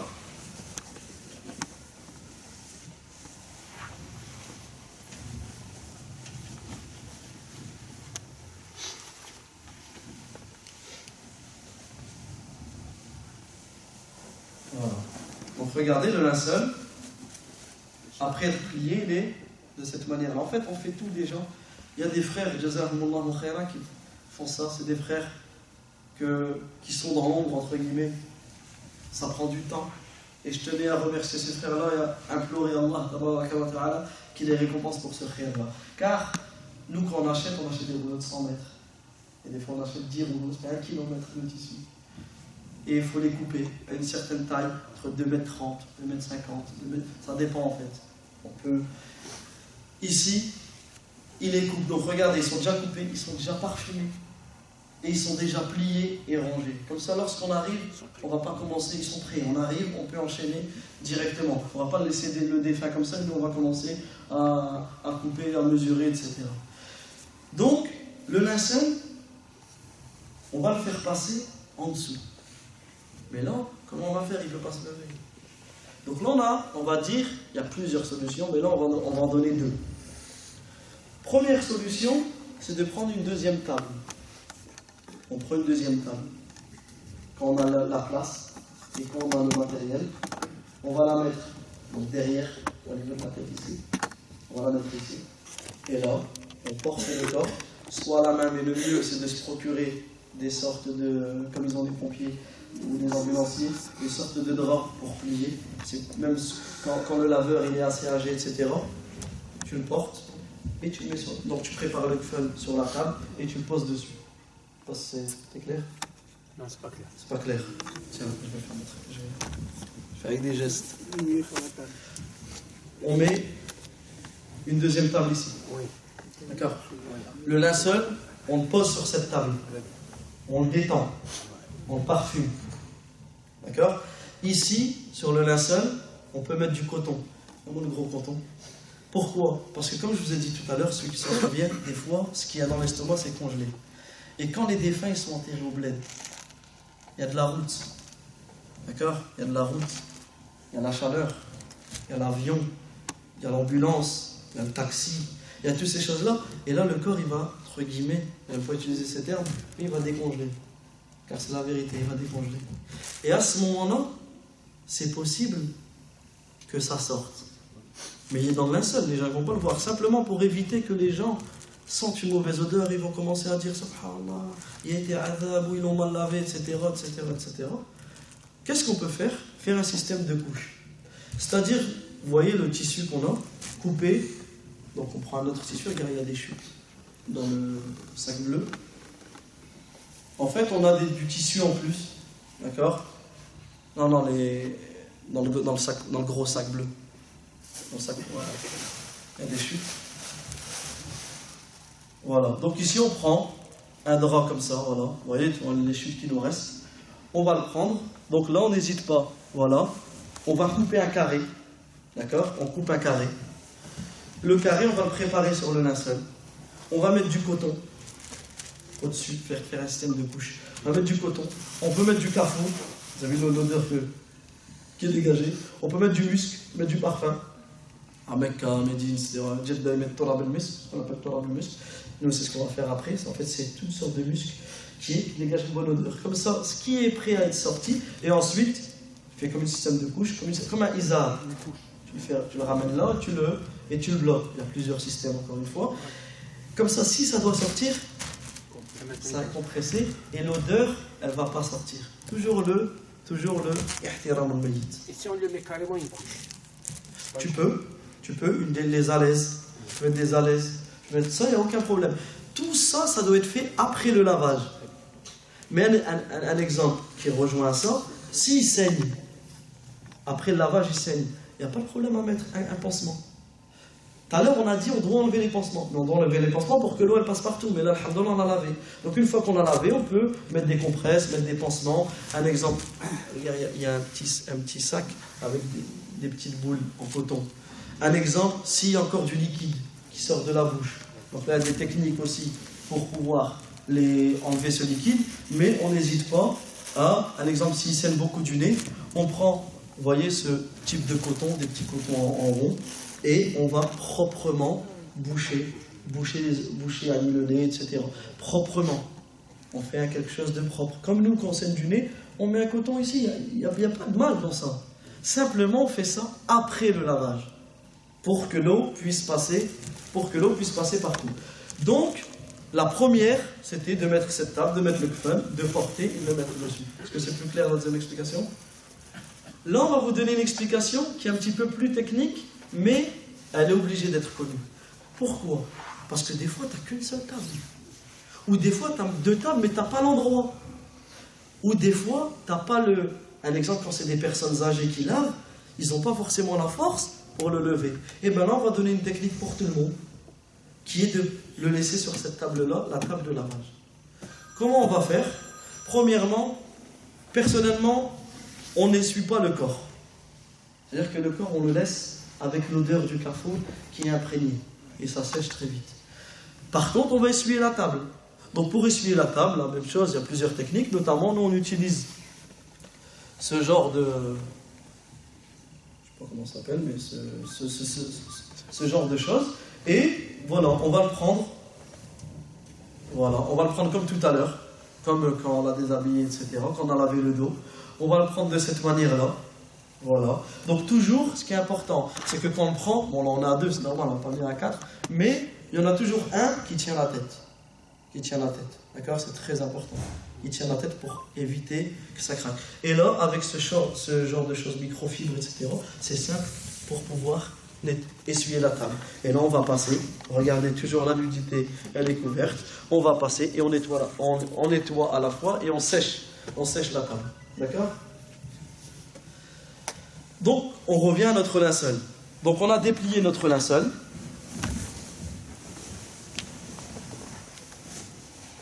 Voilà.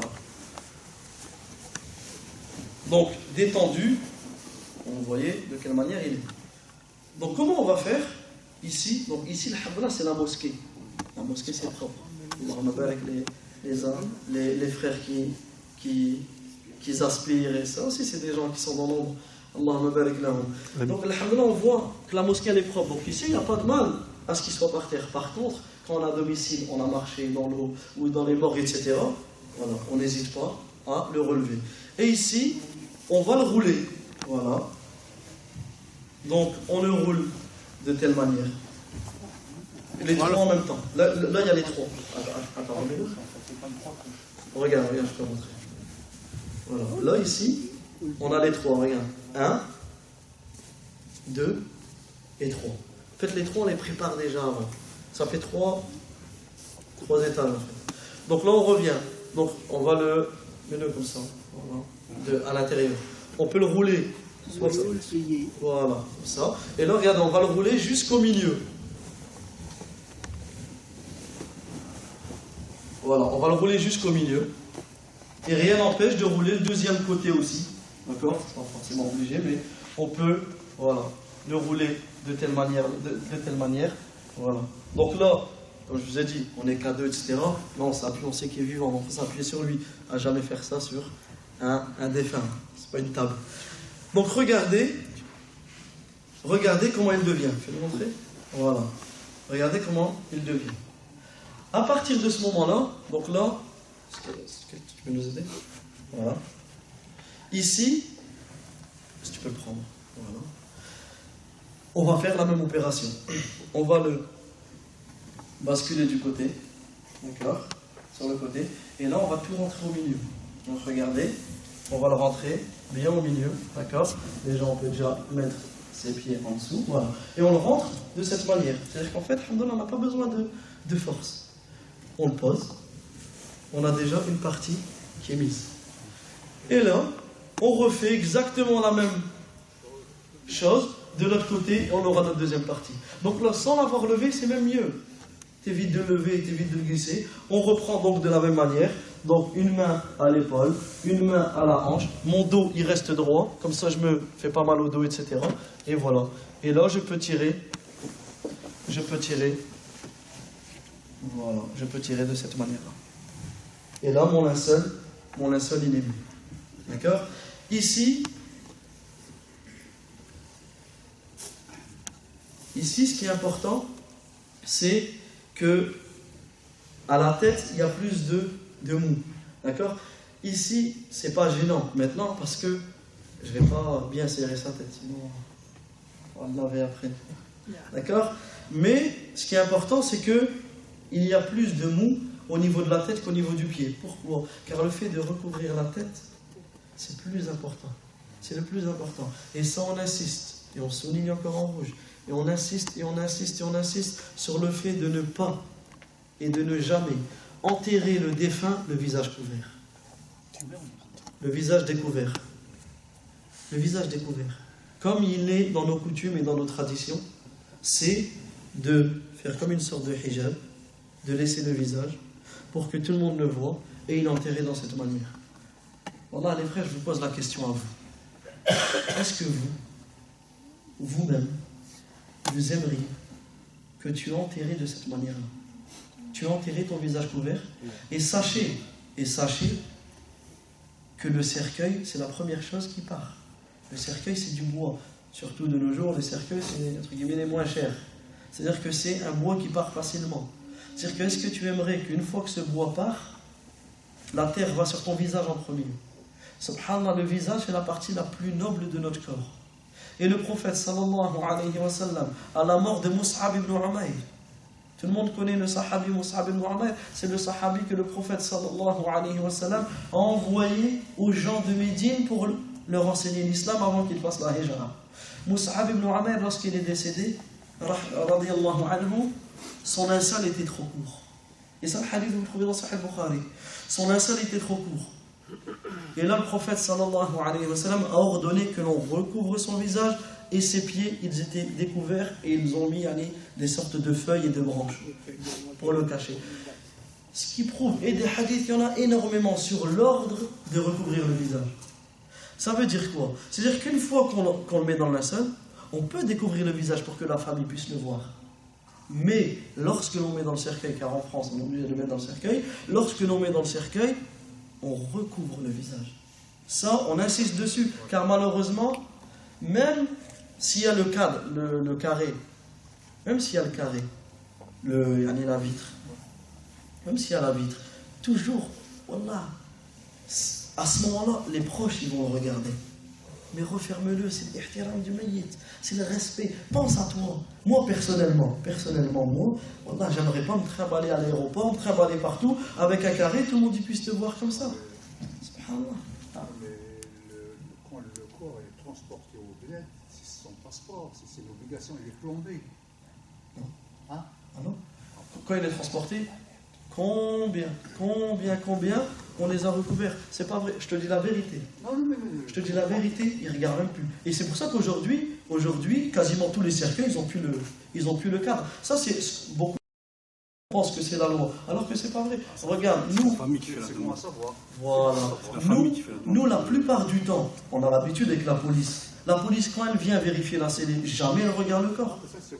Jamais elle regarde le visage. Donc ça, c'est important. Et Allah, barakallahu fik, je te remercie énormément d'avoir souligné ce point, parce que c'est une mauvaise information qu'on a. C'est qu'on pense que c'est obligatoire. Non. Nous, le plus gros problème qu'on a, c'est ni avec la police, ni avec l'aéroport, mais c'est avec les familles. Des familles qui ont déjà voulu me frapper. Wallah, j'étais à la morgue de Lille. Ils ont voulu me frapper. Wallah, j'attendais à me faire frapper. Ils ont sauté sur moi. J'étais comme ça dans un coin. J'ai baissé la tête et heureusement, alhamdoulilah, des frères, ils les ont calmés. Ils ont voulu me frapper. Simplement, ils n'ont pas cherché à savoir. Wallah, je les excuse. Wallah, je les pardonne. Nous, on sait que dans les familles, à ce moment-là, c'est très difficile pour eux. On sait qu'ils ont des réactions disproportionnées. Mais ça, c'est un problème qu'on a fréquemment. C'est par rapport au visage. Ils voulaient absolument qu'on découvre le visage. Mais à ce moment-là, le visage était devenu complètement noir. Moi, je pense au hadith qu'on a dit au début. Man ghassala mayyitan fakatama alayhi. Moi, il m'est interdit de dévoiler cela. Le visage, il est devenu noir ici. Il m'est interdit de dévoiler cela. Dans ce cas-là, je ne peux pas le découvrir. Imagine la famille. Dans un linceul blanc, tu vas voir le visage de ton frère, de ton fils, qui est entre guillemets, il était blanc, et tu le vois comme ça. C'est compliqué. Ça veut dire qu'à ce moment-là, quand le laveur te dit vaut mieux pas le voir, voilà, écoute le laveur. Il ne va pas rentrer dans les détails, mais écoute. Sinon, on peut découvrir le visage. On le voit quelques minutes, et ensuite on le recouvre, et on l'enterre de cette manière-là. Ça, c'est la manière tatbiq sunnah. Wallah, hada al-maqsoud. Tatbiq sunnah. C'est hada al-maqsoud. Donc, on revient. J'ai pris du temps sur ça, mais c'est très important. Donc, ici, on a notre linceul qui est mis. D'accord? Avant de mettre dans le linceul, on peut parfumer les 7 endroits de la prosternation. D'accord? On peut parfumer les 7 endroits de la prosternation. Donc, on va prendre une sorte de musc. D'accord? On peut prendre n'importe quel parfum. D'accord? Le hanout, comme dans les hadiths, qui est un mélange de parfums. On peut prendre ici ce genre de musc que tout le monde connaît, hein, ce genre de musc, etc. Et là, on va parfumer les 7 endroits de la prosternation. Les 7 endroits de la prosternation qui sont... Donc, c'est ici. Voilà. On va faire de cette manière-là. Voilà.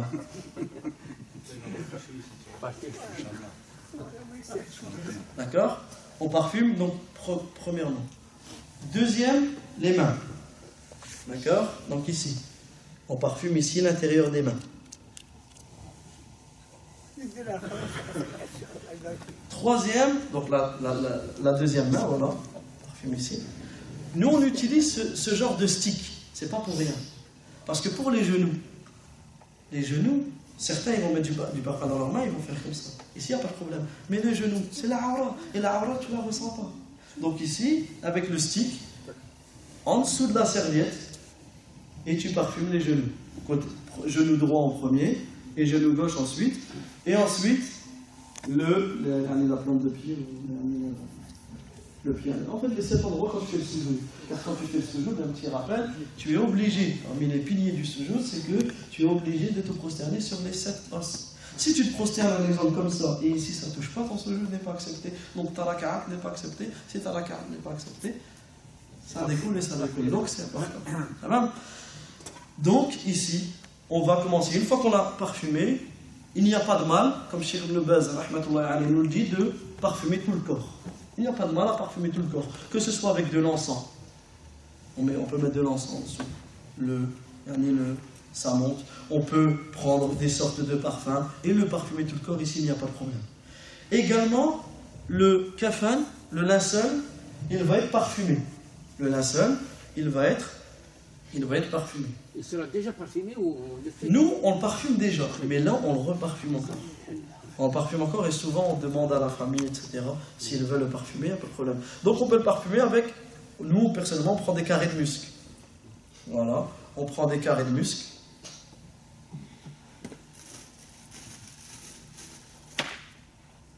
Comme un exemple, celui qui a déjà vu comment il lave à Mecca, etc., avec ce qu'on appelle Turab al-Misk.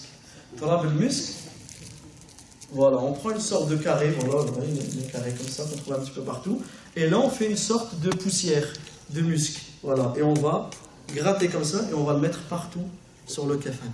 On va le mettre partout sur le kafan. Celui qui va sentir. Voilà. Donc ensuite, on va commencer par donc le mettre.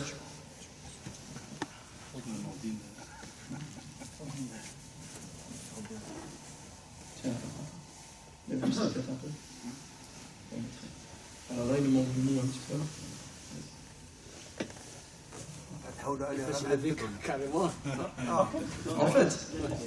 En fait, là, alhamdoulilah, là même il peut se lever, il n'y a pas de problème. Sinon, si ça arrive comme ça, comment on va faire? Eh bien, on va le reprendre, comme il a fait tout à l'heure, et on va tirer du mou. D'accord? Mais ici, il n'y a pas de problème. Il n'y a pas de. Alhamdoulilah, c'est.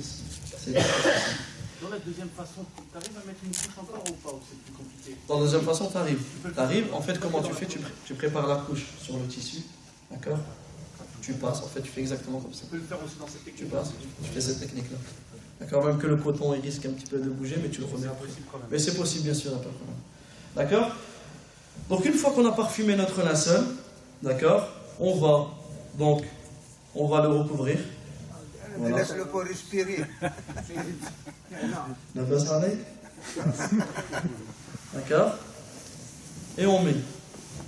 Donc ici, si je le referme tout de suite, on a un petit shkel. C'est quoi? Si je fais ça, est-ce que c'est bon ou pas? Non. On a laissé la partie d'humidité. Barakallahu fik. La serviette. La serviette, c'est à ce moment-là que je la retire. Donc regardez, ici, il est couvert. D'accord? Voilà. On la retire sans rien voir. D'accord? Donc ici, on recouvre bien le visage. Donc ici, je ne vais pas le faire, mais on lève la tête et on passe par en dessous. Mais je n'ai pas envie de causer des problèmes à la mosquée si je l'étouffe ici. D'accord? Donc ici, exceptionnellement, ça c'est très important de souligner, son visage il va rester découvert. C'est pour lui parce qu'il est vivant. Mais sinon, c'est comme ça qu'on le met, directement. Et ensuite, on pourra le découvrir si la famille le demande. Si la famille ne le demande pas, on ne le découvre pas. Il y a des familles, parce que certains laveurs, ils le mettent directement découvert. Mais la famille n'a rien demandé.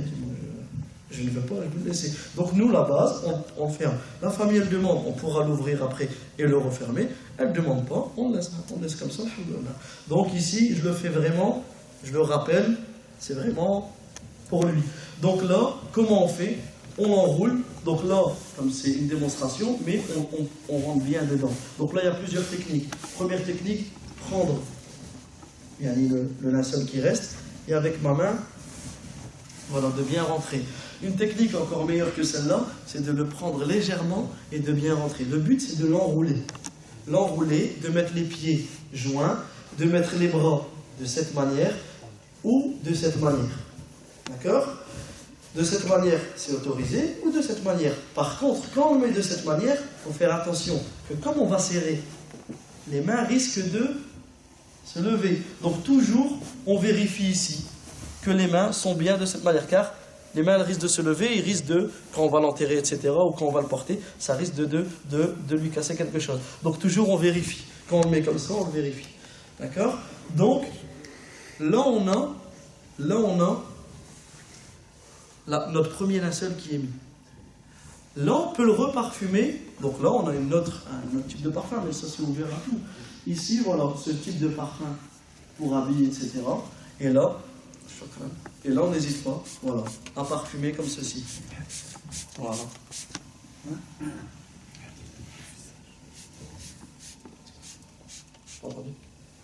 Exprime-toi, n'hésite pas. الحليب يكفي الحليب مش هكا الحليب C'est qui parfume. Sallallahu Tfadal, tfadal. Donc ici, voilà, on n'hésite pas à parfumer, d'accord? Pour le sentir, etc., voir à peu près quelles odeurs. Et là, on a notre linceul.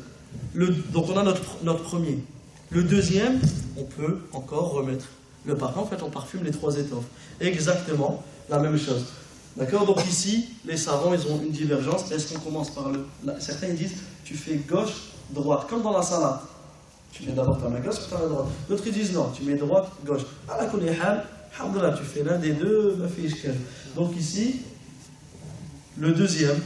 D'accord? Donc là, c'est une technique qui est le fait de le mettre au milieu. Et l'autre, il vient tout recouvrir. Sinon, on peut faire les deux. Voilà, on peut partager. Ici, alhamdoulilah, il n'y a pas de... Et là, on a notre deuxième. D'accord? On a notre deuxième. Et là, on n'hésite pas à bien le rentrer. D'accord? Là, on vous fait montrer de cette manière-là. Mais sinon, on est plus précis quand on est sur un défunt. On est vraiment plus précis car on le tire de cette manière-là.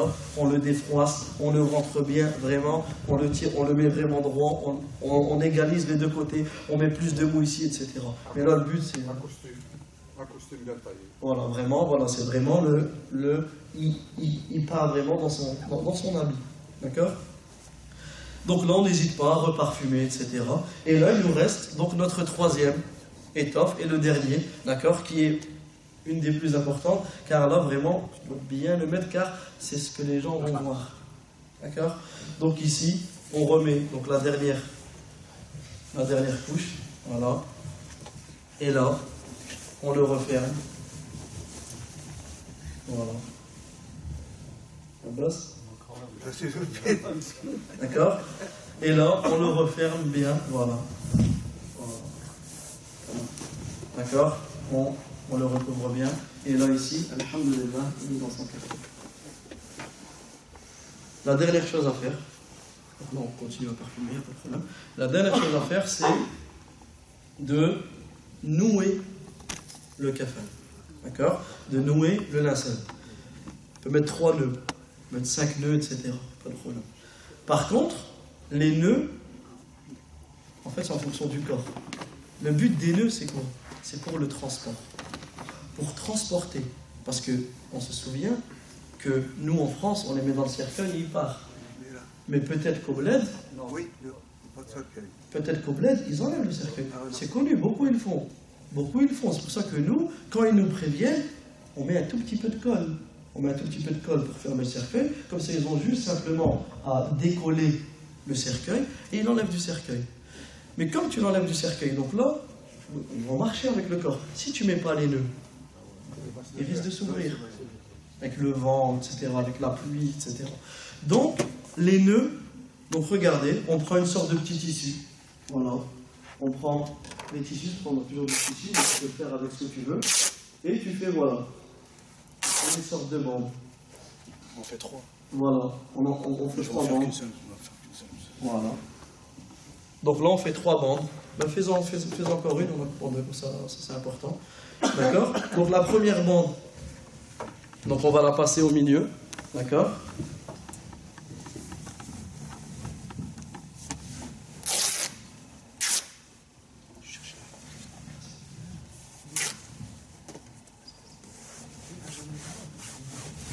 Donc là on passe, d'accord? On n'hésite pas, tiens, voilà.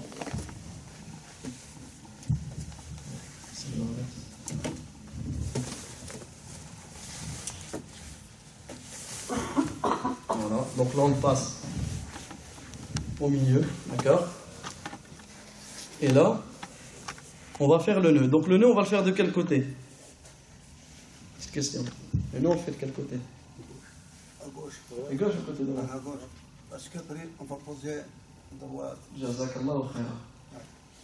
N'oubliez pas que la base, quand il n'y a pas de cercueil, le corps il est enterré légèrement sur le côté droit. Le lâche complètement sur le côté droit. Mais si toi tu mets les nœuds sur le côté droit, celui qui descend, il va avoir du mal, il va t'en vouloir, il va avoir du mal à les enlever. Oui. Alors que si tu les mets du côté gauche, il peut les dénouer directement. Tu vas me dire, mais pourquoi il les enlève? Ça c'est très très très important, le fait d'enlever les nœuds. Car les nœuds, c'est simplement pour le transport du corps. Mais il est formellement interdit de laisser les nœuds. Pour la simple et bonne raison que le défunt, lorsqu'il commence son stade de décomposition, il y a des gaz qui se forment à l'intérieur. Si tu le compresses, ça risque d'exploser. Alors que si tu le dénoues, alhamdoulilah, le kafan, certes il est bien, il est bien serré, il est bien fermé, mais il n'est pas compressé. Donc ça c'est important. C'est pour ça que ceux qui lavent ici, et que les morts ils sont enterrés ici, et ben les nœuds tu les enlèves dans le cercueil. Ou quand tu sais pas, des fois, moi personnellement je les enlève tout le temps, et je préviens la famille. Même quand il est enterré au bled, même quand ils me disent on va le tirer, des fois tu sais pas. Tu sais pas. Donc qu'est-ce que je fais? Simple. Donc je fais le nœud. Voilà, je vais le mettre du côté gauche. D'accord? Donc là c'est un nœud comme on peut, hein. On n'hésite pas, on fait un nœud. Et je le dénoue. Et je le laisse apparent.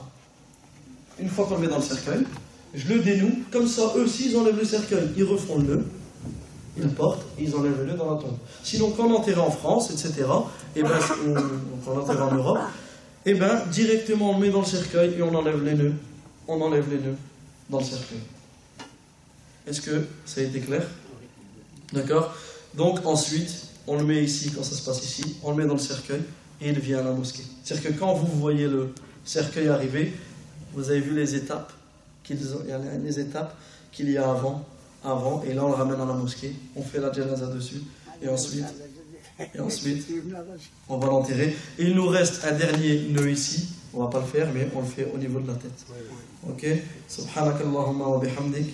أشهد أن لا إله إلا أنت أستغفرك وأتوب إليك وآخر دعوانا أن الحمد لله رب العالمين وصلى الله وسلم على نبينا محمد وعلى آله وصحبه أجمعين اللهم لا علم لنا